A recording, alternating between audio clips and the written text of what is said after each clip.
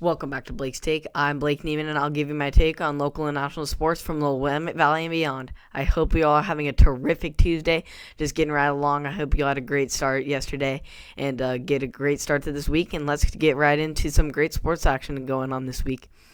Starting off with last night with a great battle in the NFC North between the Vikings and the Bears, both like around 500 teams battling at it. Coming to this game, Kirk Cousins was a whopping 0-9 on Monday Night Football. Yes, you have heard me. He is defeated, just like the Jets this season. He is defeated on Monday Night Football coming into this game, so he was hoping to break that streak last night.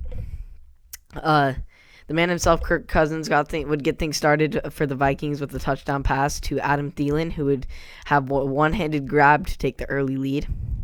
The Bears would then respond with a couple of field goals in the remainder of the first half to put the game within one. However, Cordell Patterson would have a huge play for the Bears on the opening kickoff of the second half with a 104-yard kickoff return. This was Patterson's 8th career kickoff return for a touchdown, which is tied for the most in NFL history. Just incredible accomplishment there. You don't see that very often. However, in the rest of the quarter, the Vikings would have 2 field goals to tie things up, 13 apiece. Then in the fourth quarter, Cousins would connect with Thielen once again to seal things up for the Vikings and get the win in this game.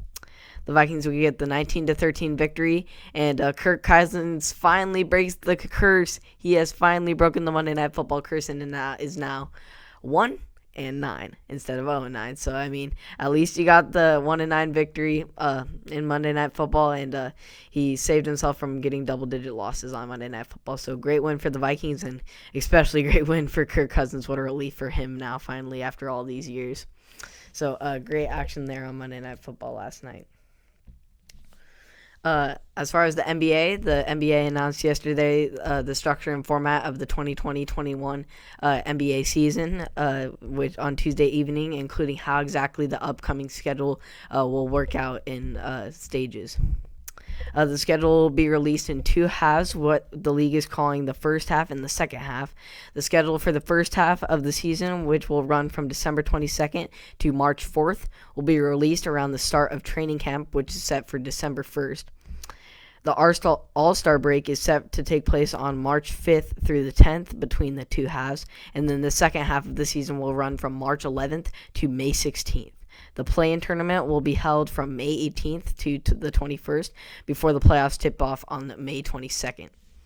So, sounds like a great plan for me, and others are thinking this was a great way for the NBA to keep people up to date on what's going on and keep the people safe and the players safe as well, but splitting it up into 2 stages rather than just one whole season, whether chance it, risk it all, or break it all. Having it 2 halves, especially getting the conference games done in the first half to make sure we actually have games going on and really be able to get an idea of who should be in the playoffs and should not be. So I think it's a great setup for these NBA teams and a great way to safely go through the season while still maintaining proper competition. So great job by the NBA, and the official schedule will be released, as I said, around December 1st. So that'll be great. As far as local sports, winter sports got right back into action this week again and are continuing to practice in hopes of a season this season. They are planning to practice throughout the 2-week period that Governor Brown set on to today, but that is going to go in place on Wednesday. But it said it did not apply to K-12 sports or schools. So they're looking to keep practicing, but if anything new happens, I'll keep you up to date on what's going on.